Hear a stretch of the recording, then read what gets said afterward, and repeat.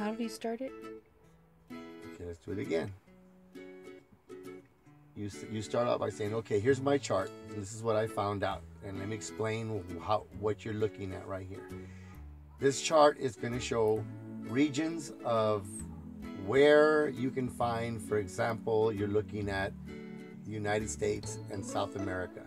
And you can see this big old blue like blotch up there, like a big old blue blotch, and it's covering a radius.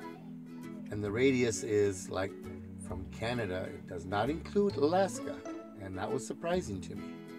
And it goes from Canada, all the northern United States, all the way into Mexico and South America, which is all the Americas, southern. So it's North America and South America, and it's all the way down, almost down to Chile, to the tip of South America. So the range is big, but it's all one kind of DNA that's popular over here. That's American Native, and it's not in any other country. And I've got 19% of that Native American. And then you can say, but my other highest percentages are 73% European. And although I'm spread out over here in the European, as you can see the map over here in the European, we have the colors over here, and we'll have like this yellow, it's really small, and you got some other color like the orange is really big. But that's just the regions. My percentages in there are different. And like for example, I found out that my highest percentage of my European blood is I'm Spaniard. Over all of everything else, I have more Spaniard blood than anything else in the European blood. So that means I'm a Spaniard girl. That's where most of my DNA comes from, is Spain. I'm 34%. And then you can say I have 13%, very surprising, British. I have 13% British.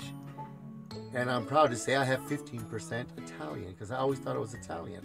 But it comes to find out I have more British and Spaniard combination than I do, the Italian that I was thinking I was.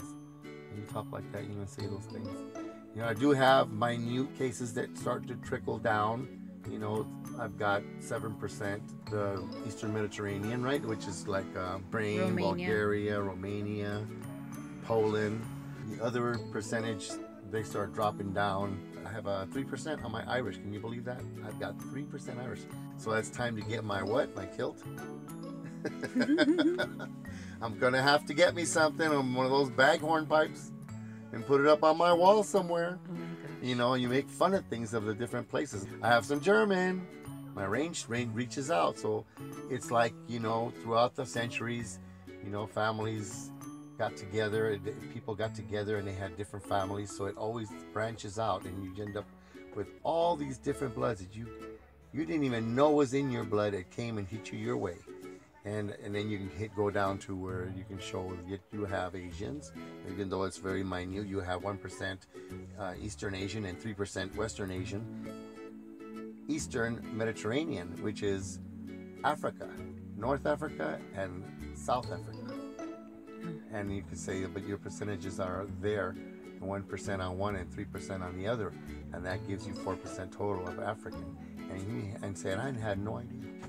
How was I to know that along the family lines of people meeting people and then getting together and having families, and it just goes on and on, that way down the line somewhere, I have these ancestors that come from Africa, ancestors that come from the Middle East, ancestors that come from Asia, ancestors, and you're just thinking about it, right? All the different places. Spain is my main one, though.